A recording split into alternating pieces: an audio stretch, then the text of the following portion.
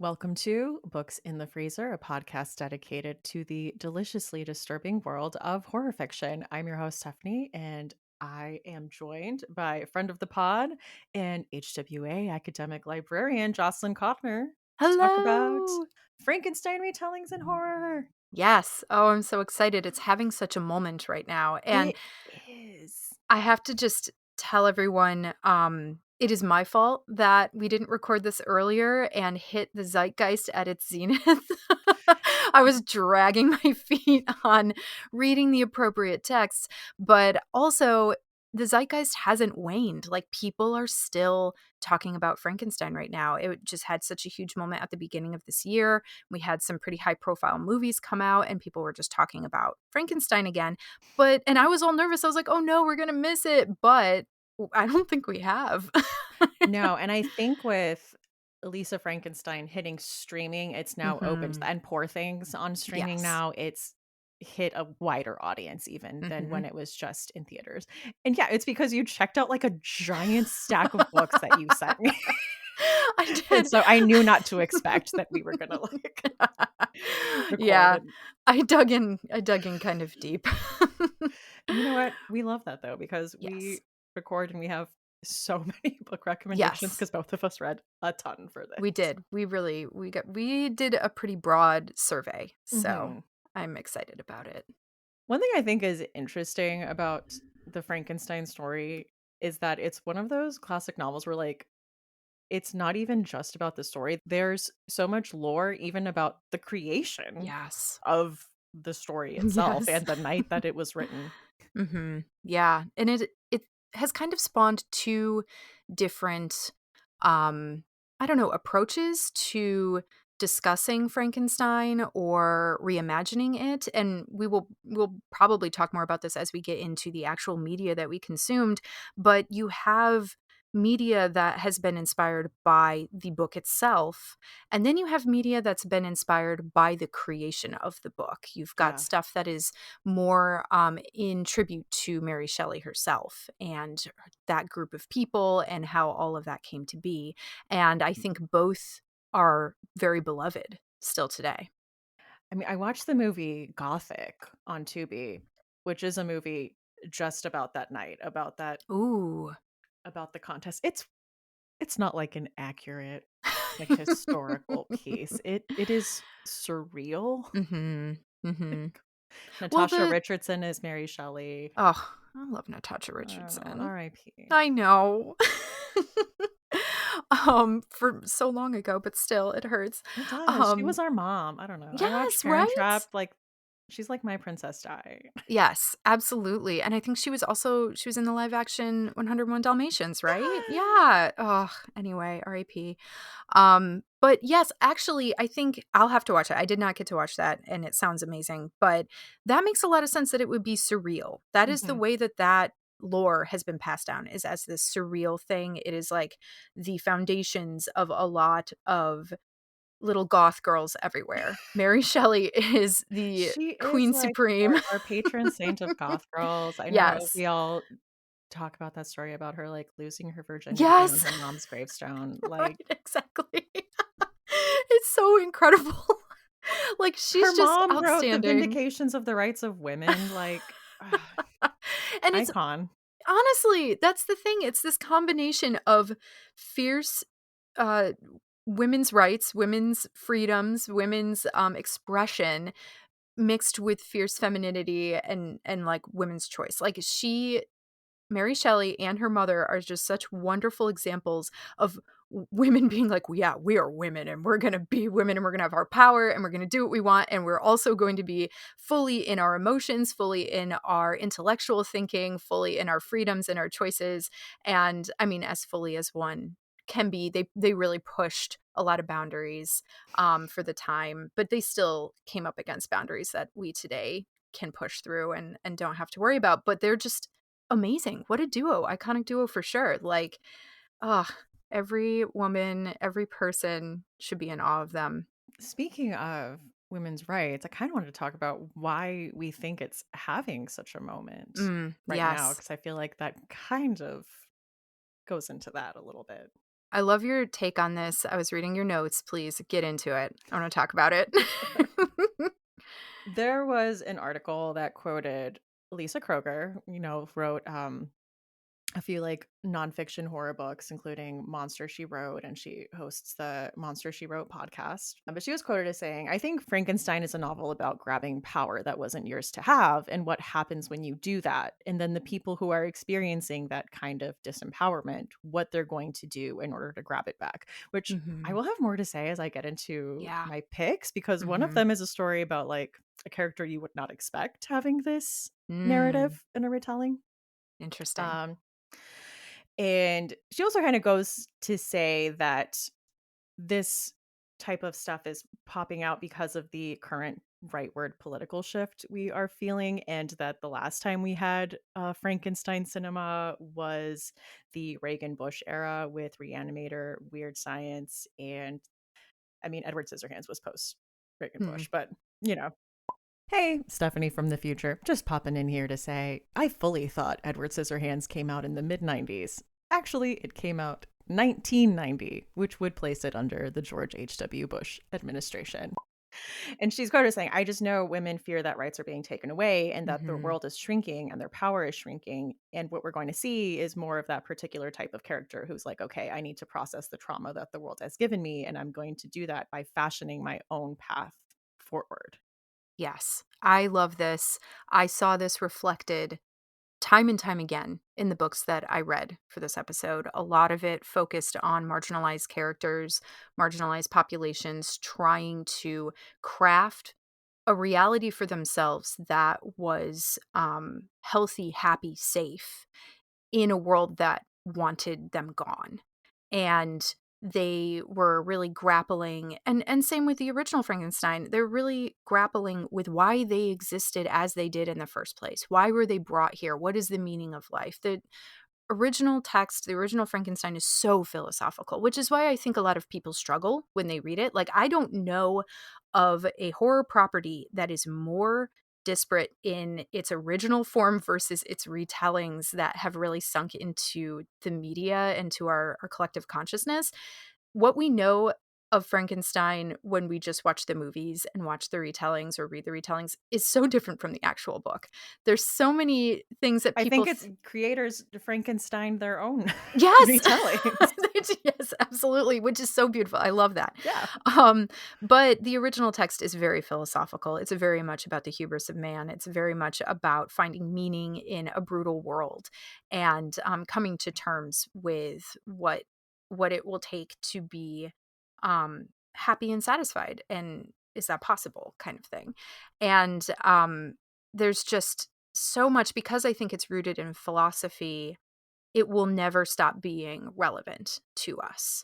And I just love what Lisa Kroger said here about this comparison of trying to find power and find, um, your own, try and take your power back or try to preserve power.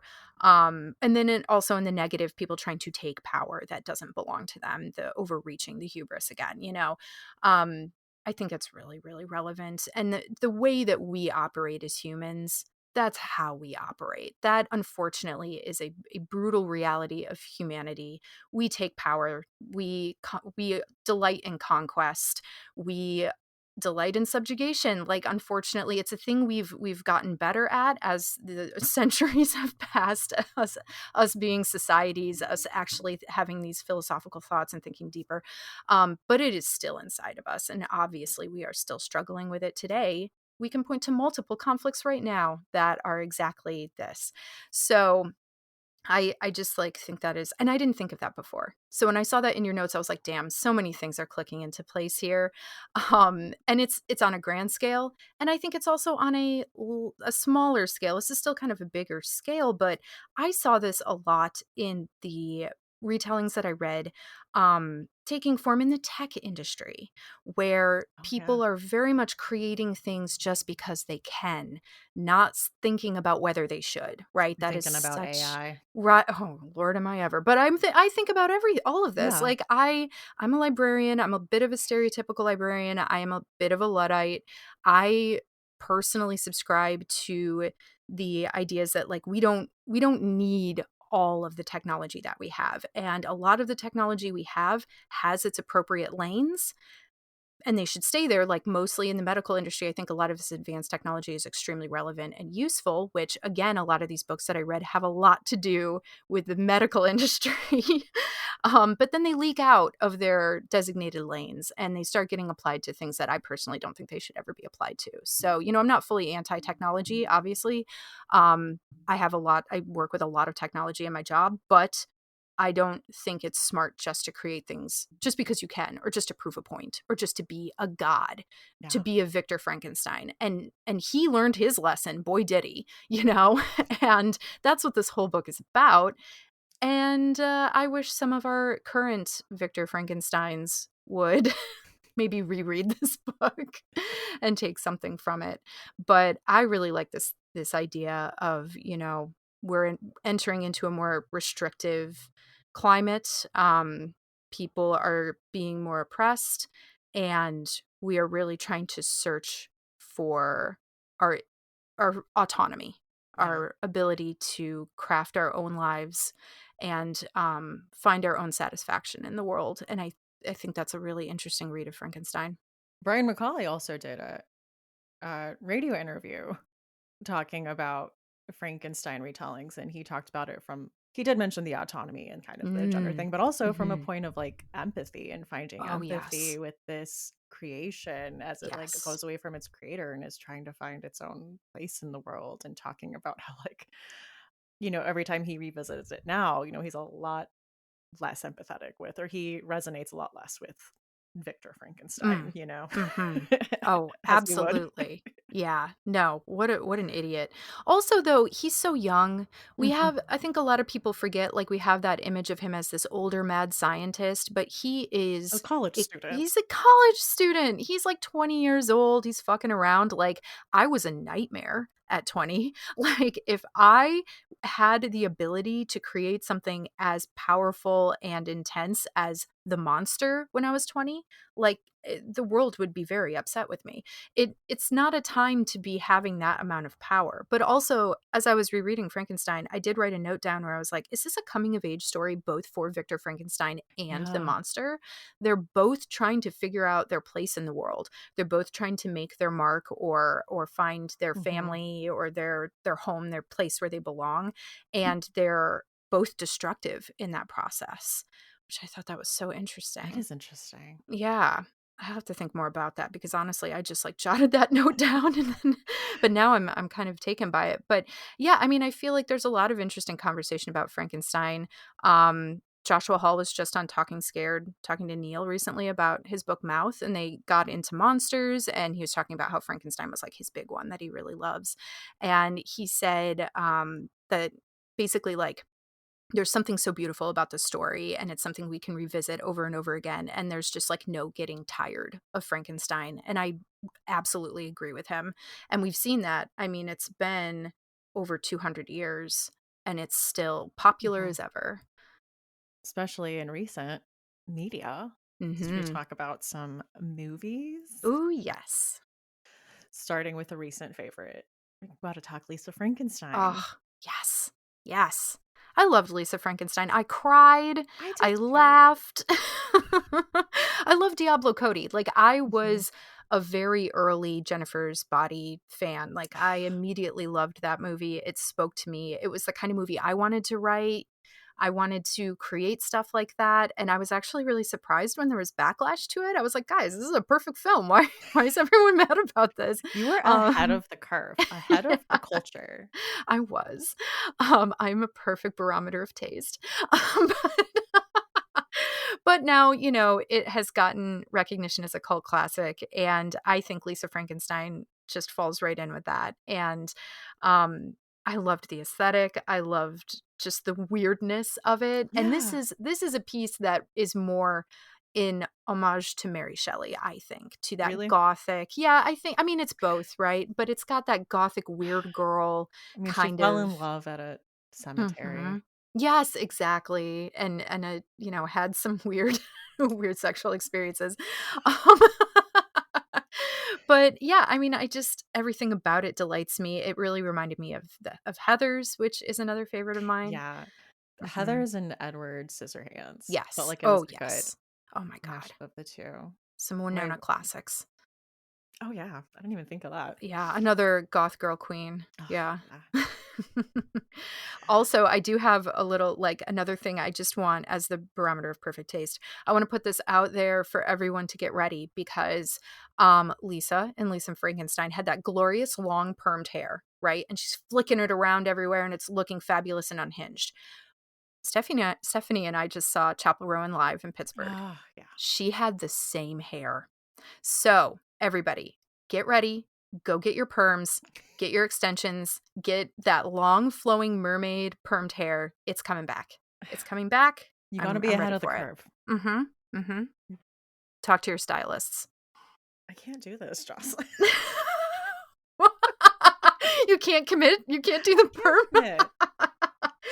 Oh. My mom had a perm, so I know my hair, like, is probably capable of it, but I don't know. The only way to find out is to try. I feel like there's gotta be other ways. There was so much I loved about Lisa Frankenstein, but yeah, her relationship with the creature and how as the movie goes on and every time he goes in the tanning bed, he becomes, like, a little more human. Oh, I know. Oh my god, that is so funny, especially because tanning beds probably will kill most of my generation. Like, millennials, we loved a tanning bed in our early 20s, late teens. Man, did I spend some time in a tanning bed. So, yeah, interesting choice. We're all gonna die of melanoma, but he'll survive. He'll look gorgeous. There was also Poor Things that came out Mhm. last year with Emma Stone, which is I didn't know it was based on a novel. I didn't either until, like, well after I think after she won her Oscar for it, people were like, "Oh, the book." I'm like, "Oh, really?" I had no idea. Well, my TikTok has been absolutely all over the place with discourse around this film I and like yes. how to take it and then people bringing up like well this happened in the book and this is that. So Mhm. Mhm. it has just Yeah. been I've been seeing some of that, like, on threads. Honestly, we won't really get into the discourse, but I loved I Poor did Things. too. I thought that it was, unique. It was a very unapologetic female experience on the screen. And I think that when people feel uncomfortable with that, in my opinion, it's because they are uncomfortable with the real female experience that clearly laid out. And I know people are having conversations about pedophilia and stuff around that movie. I do not think that holds much water. I think it's weird. Like the movie is It weird. has weird logic. You are not Yeah, supposed to be bringing anyway. right. The whole thing is weird. It's a surreal Mhm. universe. Mhm. It's not really kind of supposed to reflect our own, and it really is though I thought a very accurate depiction of a sexual awakening for a woman. It's not always pretty. It's not always like this lovely romantic thing with roses. Like it's a sexual awakening, man. Like it's gonna have some weird stuff going on. So, but yeah, I thought it was a refreshing film in my opinion. In a world where we've got a lot of the same kind of thing coming out, the uniqueness of Poor Things I thought was very refreshing. It was, and probably like a weird tangent here, but like the discourse around this kind of started to come up around the same time as we were talking about the Fundy baby voice after Mhm. the Katie Britt State of the Union response. Aha, yeah. um, and as someone who was raised Fundy and read books like Fascinating Womanhood, bleh, which encouraged speaking in a baby voice Wow. because men are attracted to these are heavy air quotes from this like god awful book. Um, Men are attracted to like purity and naivety and Oh, like wide eyed whatever. So kind of yikes. seeing this in Poor Things being like she was that and men were Mhm. attracted to that, but she was so much that they could not Yeah. control her. Yes. Yep. Yep. I liked that. Yes, I agree. She was so strong in what she wanted to experience. And even if that might not have been the best thing for her, Mhm. she wanted to experience it. And she wanted to experience it even if it was bad, because Yeah. that's part of life. That's part of living. Like, you are calibrating your own reality. You're crafting your life, your whole space that you exist in, and you need to have experiences to do that. I just loved that. I did. Did you end up watching May or no? No, I didn't. I'm going to, though. I haven't. Okay, yeah, a confession. Every time I come on the podcast, I have to confess to like a movie I haven't watched that's a sin. May is one of those. I haven't seen May, and I really, really want to. I will. I will, I Okay. swear. The Frankenstein element in that is not the main element, and it is not like a straightforward Frankenstein retelling. It is like there's like a snippet of it in there, so I would not call it like a one to one. I personally really like it, Mhm. and we can talk about it when you've seen Yeah. it. We'll have a coffee and we'll chat. But for this episode, I watched Frankenhooker. I also Or haven't seen this one. This sounds wild. it was. This was on Tubi. This is from God, I don't know if it was like I think it's the late 80s. But you're following like a mad young scientist type who loses his fiance in a tragic lawnmower accident. Oh my. Oh god. Yeah, that's how the film opens. Yikes. Um, and so he, I think, like saves a part of her and wants to essentially like bring her back. And he hires a lot of sex workers and is like using their services kind of all at once and just kind of like measuring them and like taking Okay. notes. And he has all these like weapons, and you're like, oh my God, he's gonna like dismember these women. Right. But then like they get blown up instead. It is wild. Um, they take some, like they take some drugs they were not supposed to take that he had Mm. brought, and they just all start, like, exploding. Oh my god. So then their parts are just everywhere, and And he's he, like, like, "Well, might I as well use guess, like, these." this isn't plan A, but Can't plan let B still anything gave go to me, I waste. guess, what I needed Right. in a roundabout way. Mhm. And so he does, like, sew all these parts together and, like, bring this Frankenhooker Oh god. to life. And it really is a story about, like, autonomy, and it's, Oh. like, absolutely bonkers and campy, but it's a fun time. Alright. Okay, good. I will check that one out too, because it does sound wild. It sounds like a good time. It is. Do you wanna talk Do I wanna talk about the Yeah. You wanna talk about do you wanna talk about the elephant in the room before I talk about my movies? the elephant in the room being Christian Bale's, like, Whew. photos that were released as, like, the new Frankenstein for, like, the Maggie Gyllenhaal Oh my movie. god. Why is he hot? Oh my god, he's so hot. I can't, it's bad. First of all, okay, I think for a lot of us, like, Christian Bale was an early crush. Yes. He was Laurie days. Laurie in Little Yes. Women Yes. crush. I have liked him since, like, then. Yeah. Right? Like Newsies And era. then I did not watch Newsies, but oh my god, when okay, Batman Begins came out when I Mm. was in high school, Mhm. like, my Mhm. freshman year, Yeah. and that was a turning Formative. point. Formative, Yeah. yeah. Yeah, no, I had such a huge crush, so this is real weird, but Kenneth Branagh's Henry V, Okay.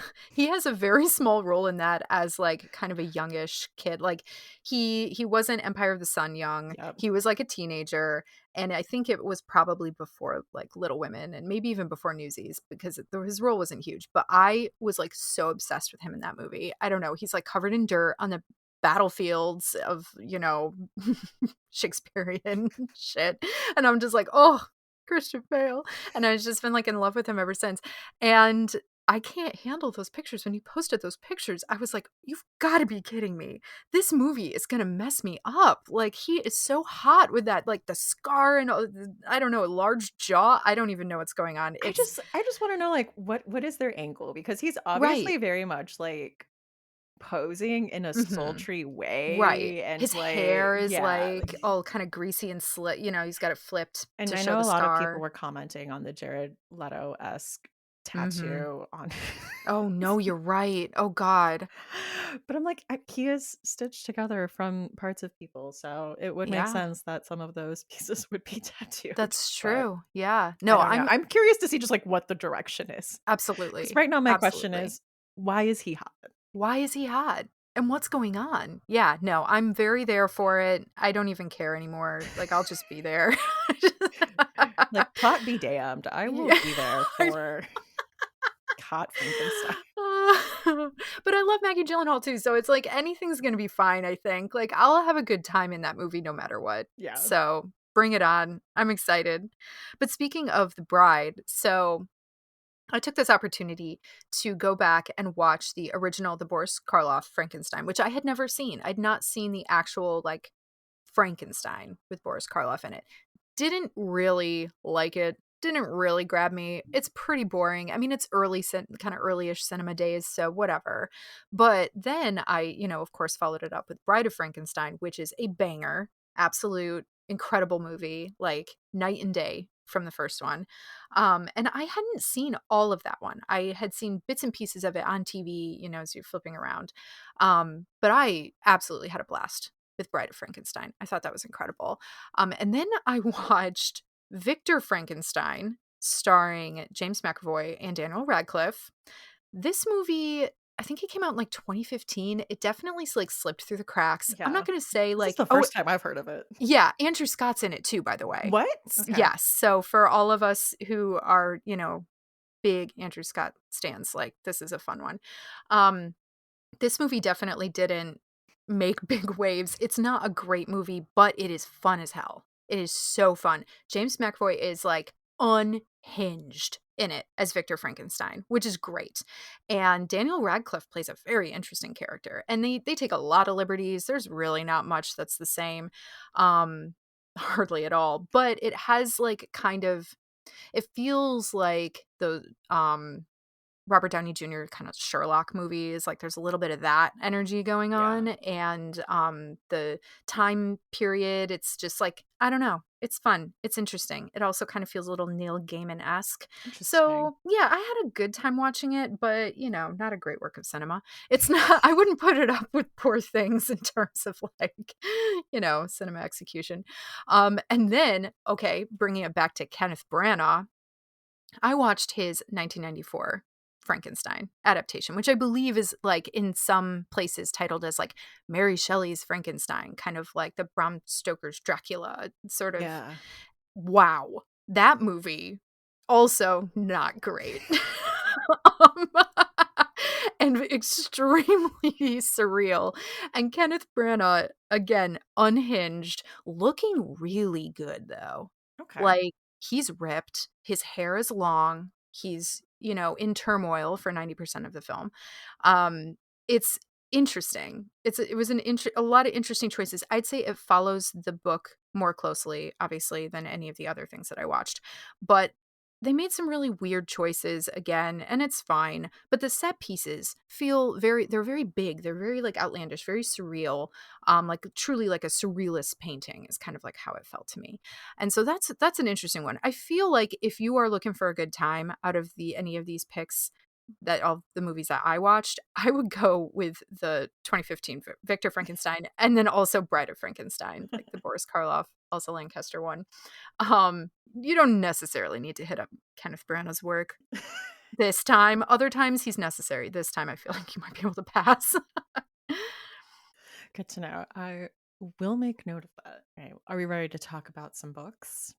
Yes.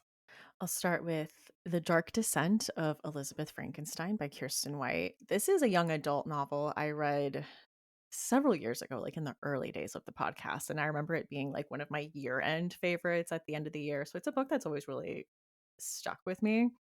But this is a retelling of the events of Frankenstein, but through the point of view of Victor's fiance, like Elizabeth Frankenstein. And it was so interesting because obviously we're in her point of view. She's a fully fleshed out character, but I really liked the way it approached her agency and what she Mm, had to do. Like here she is. She was a poor child that was, like, taken in by this, like, wealthy family to be Victor's companion, and so her essentially, like, livelihood was tied to the whims of this very mercurial boy who then grew into a mercurial man and just Yeah. um, what she had to do for the sake of survival. Mm, And it is mhm, interesting in these stories as you, like, know the Frankenstein story, like, what is happening, like, when she mhm. goes to, like, visit him and he's Oh, looking yeah. frazzled. Yep. And you're like, "Well, we know what went on." Um, and I won't spoil anything in the direction that it goes. It goes, but it's just a very good time in a book that's really stuck with me in that it did something very different with the source material while being like a retelling. Like you are kind of following the events of the book as it goes on, but Mhm. Oh, in that an is so interesting interesting. POV. Yeah, because especially in the original text, she's really depicted as a bit of an angel, Mhm. and just kind of, like, doing whatever everybody says for her to do, and I think that's a really important point about her agency and the idea of her doing what she needs to do to survive. Yeah, she like essentially has to be portrayed this Yep. way Yep. to survive. Mhm. And we only get that perspective in the original book, right? We don't get her perspective at all. I would say this was a room temperature book. I mean, as I remember it, it has been several years. Yeah. Um, but I really liked it, and I think it's what kind of got me on the Kirsten White train where I'm like, Mm, "I'll read what you mhm. put out." Oh, yeah. And Yeah, I she's feel like prolific. She puts she out a is. lot. And I remember that book being pretty big, like, a lot of people Mhm. talked about it when it came out. I still haven't read it, it's eternally on my TBR. It'll get off eventually, but I am excited to get to it one day. That is The Dark Descent of Elizabeth Frankenstein by Kirsten White. Alright, my first pick, I still find it so funny that I decided to read this book, but I picked up Frankenstein: Prodigal Son by Dean Koontz and Kevin J. Anderson. Okay. I know, Dean, here we are. We've brought Dean out. So this book, it came out in 2005, but it feels like it was written in the 90s, which actually makes sense because it was originally developed as a TV script. And as someone who went to school for screenwriting and wanted to write for television, I saw that in the book. I could feel the lasting like framework of a television script like in the book, and I actually really liked that. I thought that it worked well for this book. The plot was very propulsive. There was a lot of just action happening.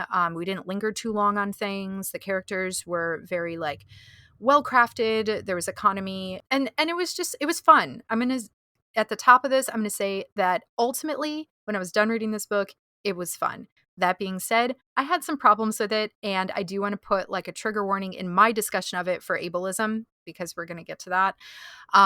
So just, warning folks. But this is an interesting take on Frankenstein. So in Prodigal Son, Victor Frankenstein is a real human. What he did in the book Frankenstein, he actually did. And Mary Shelley wrote that book. Like the book also exists in this universe because, Interesting. yes, I thought this was really fun because she like heard about Frankenstein or knew Frankenstein or something like that. So he grumbles. Frankenstein is in this book and he grumbles about Mary Shelley's book like multiple times where he's like, she didn't know what she was talking about and blah, blah, blah. And so in this book, Frankenstein has changed his name to something very arrogant from mythology that now I'm forgetting exactly what it is. But he is a mad doctor. He is a mad scientist. And he has figured out the secret mostly, not necessarily to immortality, but to extended life. So he's multiple hundreds of years old at this point. And he is working to create this kind of like new race of biologically engineered humans. That ultimately you get the idea his main goal is world domination. So there's like huge Nazi parallels here. It is even kind of like brought up in the way that like Victor Frankenstein was kind of hoping the Nazis would do better and he was like, oh, all these he's witnessing all of these different moments throughout history and he's like none of them could do what I want to do. It's like all of this really weird world domination shit. And there's a lot about eugenics in this book because that is Victor Frankenstein's whole thing. is eugenics. He is a sadist. He is an all around reprehensible human being. He's a great villain in this. So our other cast of characters, we've got detectives Carson O'Connor and Michael Madsen in the New Orleans Police Department. This takes place in New Orleans, which is a lovely setting for all of this chaos. Yeah. And they're investigating serial killers, and through that work, they're starting to encroach on the diabolical Dr. Frankenstein's schemes. And then we've got the monster. So the monster, of course, is real here, and he's still living. And he comes out of his isolation because he has to put a stop to Victor Frankenstein, of course. He is the moral good. And in this book, he is his name is Deucalion, which is the son of Prometheus. So we've got that kind of like thread there. But by the end of this book, we've got this like ragtag group of heroes of like the detective and the monster, and they're like teamed up together to take down Victor Like Frankenstein. a buddy cop movie? Yeah, it's amazing. So, like, the weirdness of it, like, I don't know, there's just a lot of juicy parts of this book that make it very, very commercial, very entertaining. That's Dean Koontz, right? Yeah. But this is a pretty brutal book. Like, there is a lot of violence. There's a lot of sexual violence, lots of violence towards women, assault, and there is like some stuff that's really, it's outdated. Let's put it that way. All of that, it's part of the book. It's part of the villain. It's part of like what's going on, the evilness of it all. So here's where we get into the conversation of ableism. The thing that I was really kind of struggling with was that there's like weird iffy messaging about autism spectrum disorder, folks with autism spectrum disorder. Um it hits on like two stereotypical things that people will talk about with ASD, where there's a mention of like finding a cure for ASD. Like one of the detectives, Carson O'Connor, her brother has ASD and she is his caregiver. And there's like a period of time where she's like, oh, it'd be great if there was a cure. And like, maybe that's just you chalk that up to she's a caregiver. That can be exhausting sometimes. Sometimes you have those thoughts of like, I wish my life wasn't so difficult. But, that's a harmful sentiment to think like these Yeah. people aren't already whole as they are. But then also Victor Frankenstein's scheme includes autism, and he's trying to crack it and use it in his engineering of his like new race of humans to make them either like very more docile or easy to control, or like super specialized in a skill. And he wants to like find the secrets of autism and use it as a superpower, which is also a very harmful stereotype that gets put in media too often with Yeah. folks with ASD. So that I was like getting really annoyed with that. But then by the end of the book, our crew of heroes, they kind of have this moment where they're like, no, we need to protect humans as they are. We need to Mhm. protect people with ASD as they are. Like even Carson is like having this like thought process of like my brother is whole as he is, and protect like things that we might perceive as imperfections because that is what makes humanity. And it's kind of like that discussion. Actually, I think back to Joshua Hall's discussion with Neil, where they were talking about how like Neil said something about monstrosity is like this hero, the idea of it, us using it in horror kind of I don't know, protects the idea that imperfections are good and imperfections are something to be valued, or just like people who aren't conforming to like what we perceive as the norm. That's positive. And the idea of using monsters in horror kind of celebrates that. Um so this book, it's it's a Dean Koontz book that came out in 2005, guys. What do you want me to tell you? But I think it'd be good for people who like crime thrillers, who are looking to get into horror. It's pretty graphic, so it might be a good transition book for people who kind of want to get a little nastier. And if you like The Wire, you might like this. There's a lot of that Interesting. kind of, yeah, the procedural Yeah. details with the detectives. It's kind of similar. But I would put this one in the freezer for the gore. Like it's not the most intense book that I've ever read, but I wouldn't just hand this to somebody without a heads up. And there's also some pretty upsetting assault scenes and things like that. So yeah, I would put this in the freezer. And that's Frankenstein, Prodigal Son, book one by Dean Koontz and Kevin J. Anderson. That sounds bananas. And I don't Yeah. know why every time you said Kevin J. Anderson, I kept expecting you to say Kevin James. And I'm like, God, can you I imagine? know. I Um, could actually. Paul Blart rolling in. Okay, so my next pick was one I actually swapped out, where I was like, "Oh, this will be an honorable Ooh. mention." And then when I read it, I'm like, "No, this is the book I wanna talk about." And originally, it Mm. was going to be an honorable mention because I think it's a little more on the thriller side. I don't think people would classify this as a horror novel, but Mhm. I thought it just had a lot to say that was interesting. And that's Children on the Hill by Jennifer McMahon.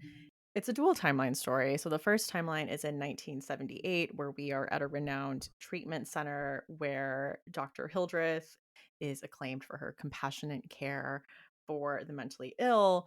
But we also see that, she has grandkids, and to them, she's gran and she's like very fun with her grandkids, Eric and Vi. And one day she brings home just like another child Ooh. who's just like doesn't speak and just like very skittish. And she's Oh just like, my. be friends. Everything's fine, everything's cool here.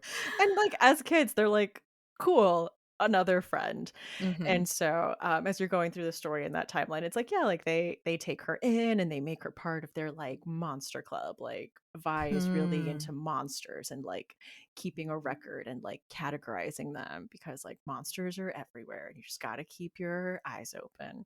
Ooh. And then modern timeline, 2019, we are following Lizzie Shelley, which like she's very upfront. She's like, yes, this is a name I gave myself. This is not Ah, okay.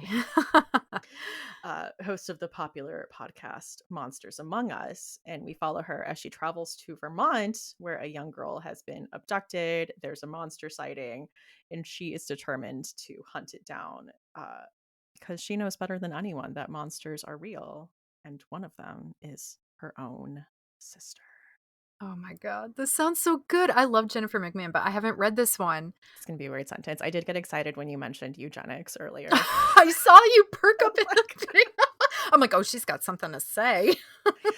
well, this book is really interested in, as you can tell from the synopsis, and like monstrosity and Mhm. what is it that makes a monster, and is it really the thing that we are told is the Mhm. monster, and really getting into the dark side of science and eugenics and like, yeah, what would this science be used for Mhm. Yes.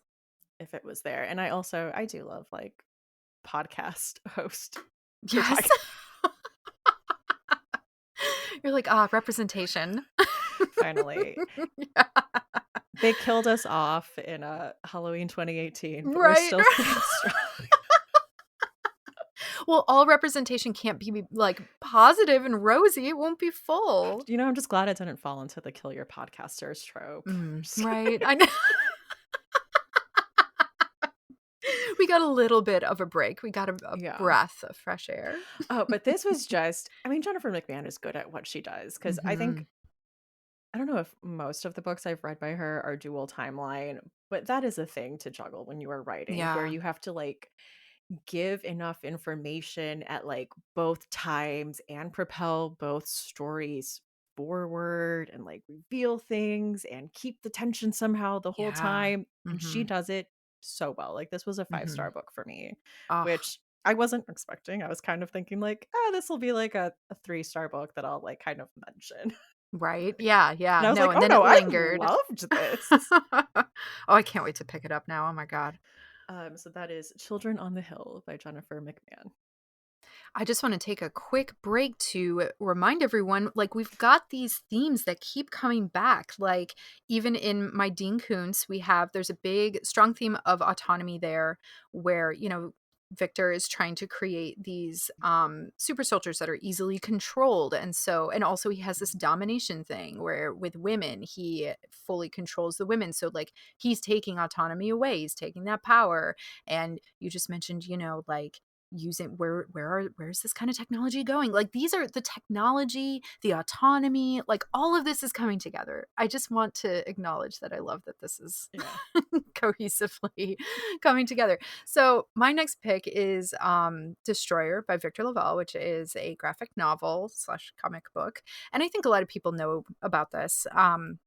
It focuses again on the tech and medical industries, advanced technology, and kind of the desperate acts of a grieving mother. So this graphic novel focuses on a brilliant technological brain, this woman who is just like incredible at what she does.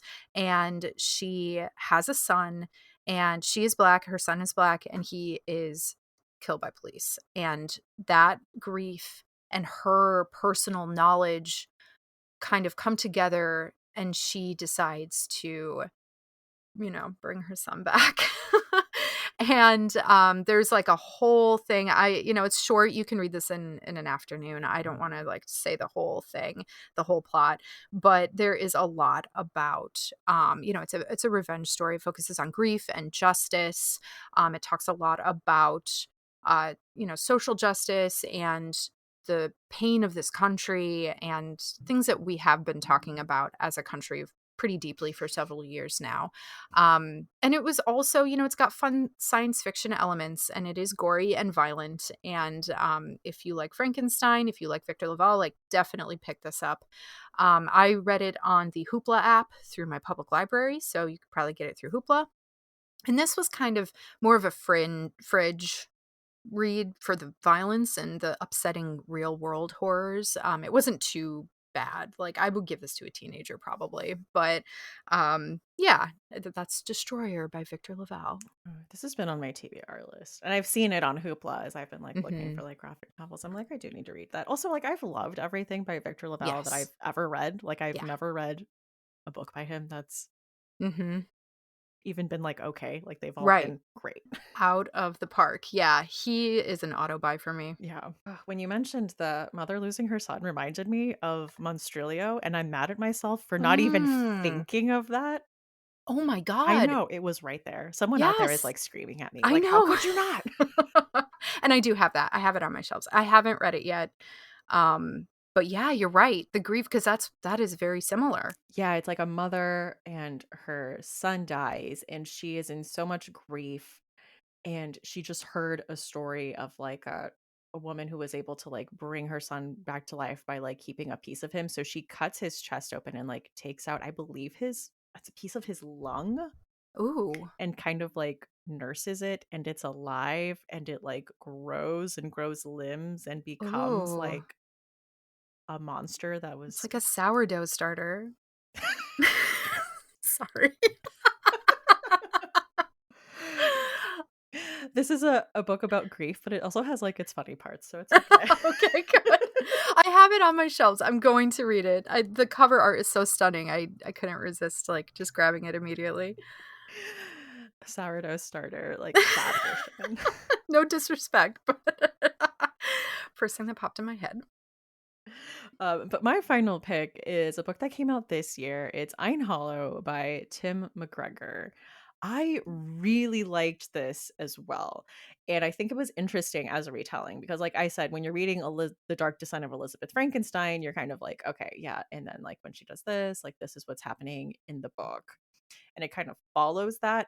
Whereas this takes a lot more of a Voyage of the Demeter approach, where it's like this is a thing that happens in the book that we just like don't hear a lot about, and we are like Mm. expanding that Mhm. section of the story and kind of like creating a narrative. Okay, so this takes place in the Orkney Islands, 1797, and you're following a woman named Agnes Tulloch who has a very crappy life. And I think that's important because I struggle with Mhm. historical fiction a lot of the time. And I think what makes it work for me, and that I've noticed that Tim McGregor does really well, is just connecting to characters right away that you can Yeah. just, you see them and you connect with them. Um, so yeah, she lives in this like windswept, desolate island with Ugh. like nobody there. She Ooh. has a lot of children, like a much older husband who is they have not a great marriage. He's growing increasingly distant. Like she just does not have Mm. a lot to look forward to in her life. Yeah. Talk about not having autonomy or the Yeah. ability of choice at all. Oh, absolutely. And that is explored in this book, as you can imagine. But Mhm. all of a sudden, a windswept stranger Oh. comes into this island. I wonder if he was as hot as the Kenneth Branagh version. Sorry.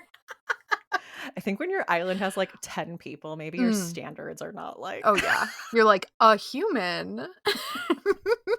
a new person.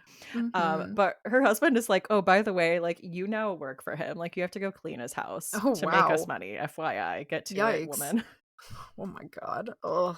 She does. She's like his new housekeeper. She brings him food, but they end up talking and forming a bit of a relationship. This stranger being named Victor Oh my Frankenstein. god. And I don't want to say like too much because it is a novella and I don't know like Mhm. how much I can say that's not going to like ruin where it goes. Mhm. Yeah. I think that's you gave the hook. Yeah. I just got this out from the library. It's sitting by my bed, and it's very close to next up on my TBR, so I am very excited to get to it. It's good. And it's funny talking about like stories that we're familiar with and finding ways of making them fresh. But even with this, like when you have familiarity of what the story is, sometimes like elements get introduced that just Mm. fill you with dread because you're like, oh no, is that going to be, that Oh, can't yeah. possibly be. But that's no. And Oof. you like that's a different form of dread. It's Yes, just that's like true. you're Yeah. like, because of the familiarity I have with this, I'm connecting Yes. these dots and my heart is filled with dread. Yeah, it's exploiting, Yeah. the knowledge that people already have going into the story to, yeah, kind of suggest things that are gonna put you on edge, that are Mhm. gonna, like, really add that another layer to the suspense. So this was a fridge book for me, I think, Ooh. because of that. And I just really connected with it. I really liked it. Good, I cannot wait to get to it. So that is Ein Hollow by Tim McGregor. My last pick, was also kind of like a quick last minute swap out, mostly because I really enjoyed reading this book. Like all of my picks, the one thing that they have in common really is that like I had a good time reading them, regardless of other Dean Koontzy things. Um, but it is Our Hideous Progeny by C.E. McGill, which came out last year, and this is a historical fiction, takes place in the 1850s in England, and it follows Mary, the great niece of Victor Frankenstein. And she has kind of grown up with all of this mystery around her ancestors and her relatives. She is basically an orphan living with her grandmother, who's not very nice. And she, from an early age, latches on to science and in particular kind of geology and the study of fossils as well. She's very enamored with fossils. But this is the 1850s and the scientific community was not open to women and especially not to the idea of fostering girls Hmm. in this knowledge and in this academic pursuit. But it is also a time when the scientific community is like bursting with new ideas and people are just like throwing shit at the wall to see what sticks. Like there's a lot going on and there's a lot to be excited about. So Mary grows up to be a very scientifically minded woman and she really wants to be involved. The other thing about Mary, though, is that she is queer and she, as a girl, has like a very formative negative experience with this identity that follows her throughout her life. And so, in one way, she is a pioneering woman who wants to break boundaries, and in the other way, she just wants to conform. So, she marries a man, she tries to have kind of a traditional relationship. They get pregnant and there's a whole other thing about grief in this book. I'm also trying not to give too much away. I feel like I'm giving a lot away about my picks. But her life just continues to say, listen, you know who you are. You're trying to run away from who you are. That's not going to happen. And it just continues to confront her with her true self. So that's a lot of like this book is following her on multiple journeys. And that's one of those journeys. And they're all kind of like connected. But her husband is a geologist. He's also a bit of a, I don't know, he's not very responsible. He's got his weaknesses and they struggle in multiple ways. But one day she stumbles upon her ancestor Victor Frankenstein's papers or papers pertaining to him. Like there are notes. I believe it's the notes of the captain on the ship. She basically finds those notes that are the basis of Mary Shelley's book. Like, that's how the book is written. So she takes these notes and she's like, oh, this is how we can break through in the scientific community. Everybody is interested in these fossils of these enormous reptiles like dinosaurs. And this is like when they're starting to really like dig into dinosaurs, like literally, but also academically. And there's so little known about them. So the discourse is just wild about dinosaurs. So she's like, well, we can settle this once and for all. We can Jurassic Park this. And so this book is basically Jurassic Park meets Frankenstein meets his historical fiction. Like, I her and her see the husband. parallels. I Right? think it's a Oh, perfect match. absolutely. It makes total sense. The logic is absolutely there. And so they decide to try to bring back a dinosaur, basically. There's more to it than that. And there's, of course, we've got villains, we've got all kinds of intrigue, we've got all sorts of like drama and trauma and things to work through. But it was very exciting, this book. It was very, very like energetic. Like, I had a great time listening to this book. I listened to the audiobook. And it's a lot about like her queer identity. It's about sexism, misogyny, and it was just really heartfelt, but also very thrilling. Like, it was just a well-crafted book. I had a really good time reading this. It's obviously room temperature. There's not really any like violence. There's like heightened suspense and thrills, and there's some like, you know, I don't know, the monster. It's not. I was gonna say, oh, maybe there's some like gross stuff with what they create, but not really. Actually, It's not too gross. So yeah, this is solidly room temperature. I think it would be a great book club book if you have Mhm. a book club. And I had a really good time with it, and the audiobook is good too. So that is Our Hideous Progeny by C.E. McGill. I really like the cover for this. It's pretty, right? It's a very Yeah. pretty book. Hmm.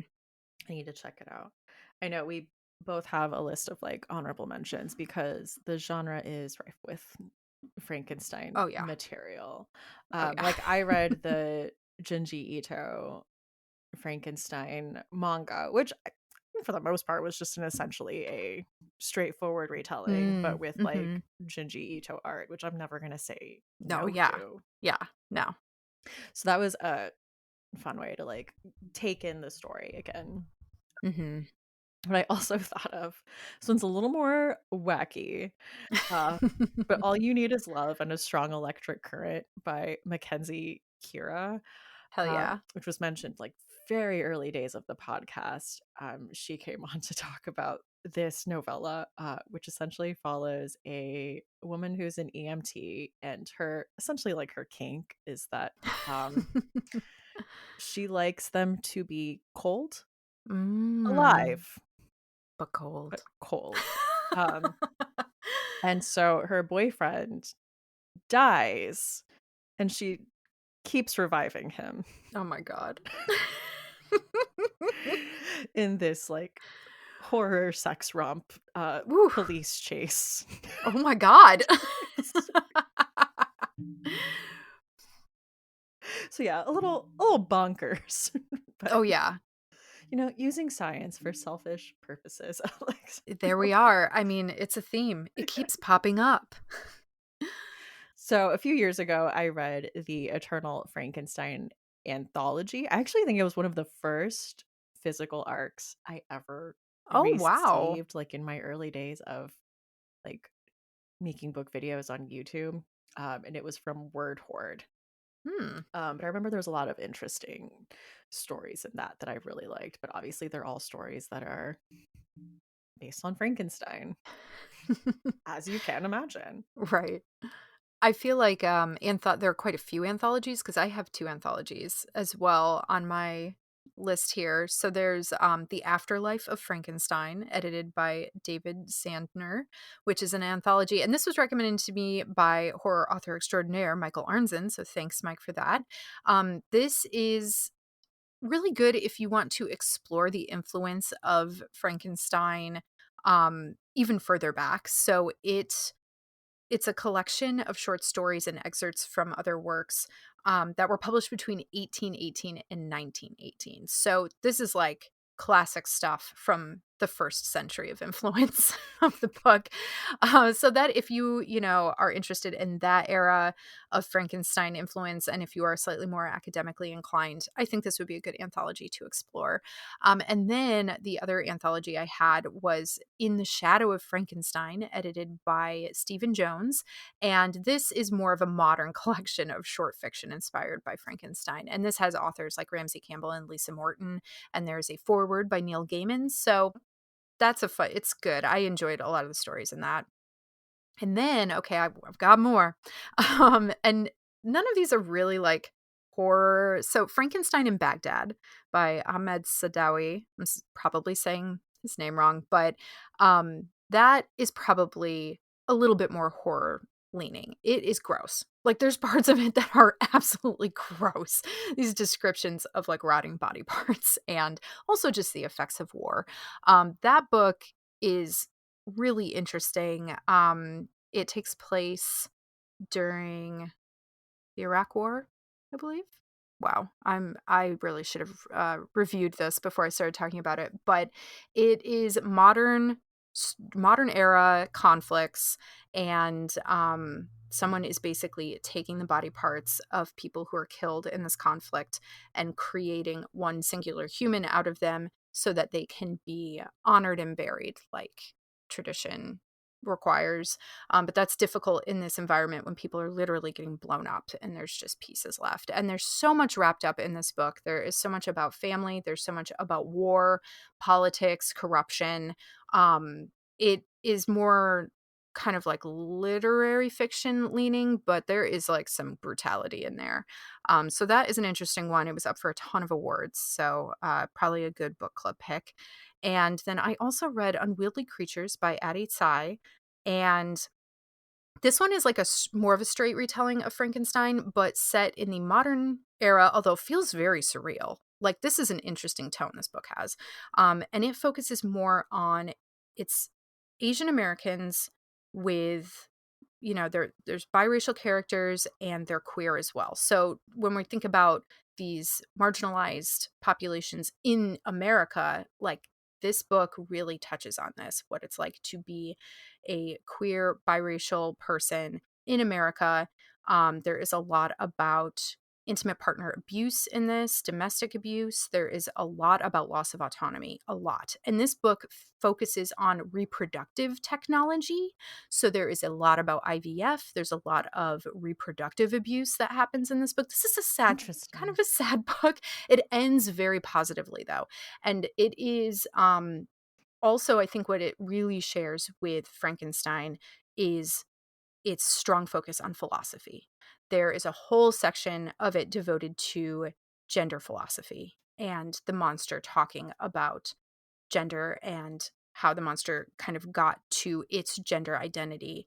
And the characters are also constantly thinking about their gender identity and how that plays into where they belong in the world. So if you are interested in gender studies, this is a great book to pick up. Um, it also is a little slower, much like the original Frankenstein, because it is so philosophically heavy, but it has a lot to say in it. So I appreciated it a lot. That's Unwieldy Creatures. And then the last one that I explored was Frankenstein by Jeanette Winterson. And this also has a lot to do with gender identity, specifically trans identity and sexuality and the tech industry.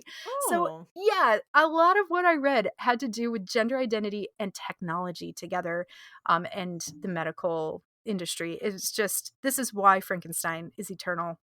But Jeanette Winterson is like a classic author of our time, and she writes a lot about sexual orientation and gender identity. And so this book is a classic Jeanette Winterson. So it's straight literary fiction. So if you enjoy her work, then definitely check out Frankenstein. Yeah, but those are the other ones that I explored for this episode. which was a lot, which makes sense when you Yeah. look at the stack of library books that you I were know. reading for this.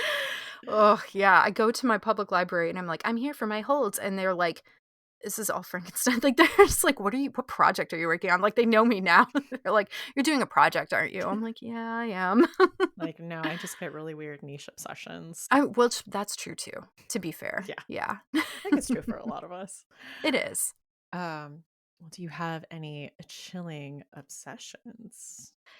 I kind of struggled with this because I haven't been watching a ton of stuff, and I'm like, "Well, it's Lisa Frankenstein," but we already talked about that. Yeah. I do wanna call out, though, that I really enjoyed A Murder at the End of the World, the TV show. I think it's on Hulu. I really liked that. That is a thriller, it's a murder mystery, it's not horror, but I don't know. I loved it. I'm obsessed with it. I'd probably watch it again. And then I have read some banger books back to back to back. I've had a really good reading moment. So I just want to call them out. And a lot of these, I think your listeners have already know. They all already know about these. Some of these are nominated for Stokers this year. But I just want to reinforce how Okay. much fun I had, like how good they are. So The Haunting of Velkwood by Gwendolyn Kais, that just came out. Seconding. Oh, so good. Cried so much reading that book, really hit several nerves. I really appreciated that one, so thank you, Gwendolyn, for that book. And then Black River Orchard by Chuck Wendig. That book was so much fun. It hit so many tropes that I love, like small town weirdness happening, the ragtag crew, like, gathering the troops to try to fight this. I mean, if people follow me on Instagram or TikTok, I just did a whole thing about how I'm obsessed with fighting supernatural evil, so Yeah, it was a video about, like, what niche tropes do you like? And they were all just like, when this happens and they fight a supernatural evil, and then this happens and they also fight a supernatural evil. I just love it when people have to fight the supernatural evil. And Black River Orchard was like the gathering of the troops to fight the supernatural evil. Nice. I loved it. Oh, and here's another one. So Spite House by Johnny Compton. You go into a house and you have to fight a supernatural evil. That book was so sweet and touching, Yeah, and spooky. yeah. I I'm really like excited that. for his new one. Oh yeah. I mean, I'm gonna read whatever he puts out now. Like all of these authors that I'm Also, naming. we met him and he is so nice. Yeah, he is a sweetheart. Yeah. I mean, all of these people, Yeah, the that's horror true. world Everyone I've is met, that's a horror. Everyone right. I've met It's is overflowing with such kind people with such generosity of spirit. I just like adore the horror world so much for that. But yeah, Spite House, wonderful. And then White Horse by Erica T. Worth. Really enjoyed that one. That's again, we got a supernatural evil, yeah. but not quite. It's like ambiguous. Like, is it evil? Is it actually guiding me to what I need to actually be Hmm. fighting? That kind of thing. But it's a heavy supernatural leaning sort of book, and I loved the characters in that book. I just felt like her character work was really good. They were very real, they were very flawed, but still lovable, still, someone you want to spend a lot of time with in the book. So I really enjoyed White Horse. So these books, I'm just happy to have them. I feel like I am really hitting it out of the park with my picks of what I'm reading, and I can't wait for my next hopefully amazing read. Well, honestly, so another confession for everyone. I haven't read Stephen Graham Jones' Indian Lake trilogy yet. I was waiting for all of them to be published Okay. before I started, and now I have the last one. So I am going to be picking that up next. So I won't be disappointed. So I just know I won't. So I'll have 3 more amazing books to look forward to. I am very excited for you to check out the Indian Lake trilogy. Yeah. Um, I'm going to be texting you throughout. I loved them, and it's so like when I was reading it, obviously, like like Jay Daniels' thing is that she like loves horror movies, Mhm. and so the first one is set, I want to say like 2016 or 2017, and then this last one is set more modern day. So I just remember like listening and being like, I'm glad I live in a world where Jay Daniels has seen bodies, bodies, bodies. Yes! Oh, yes. Yes. That's good for her. Yeah. I was I like, love bodies, yes. bodies, I'm like, bodies. I'm so glad you were able to see it, fictional character. Right. And it's so funny because I kinda, like, turned my mom onto Stephen Graham Jones, and now she's just as Mhm. ravenous about all of his work as the rest of us are, and she was reading them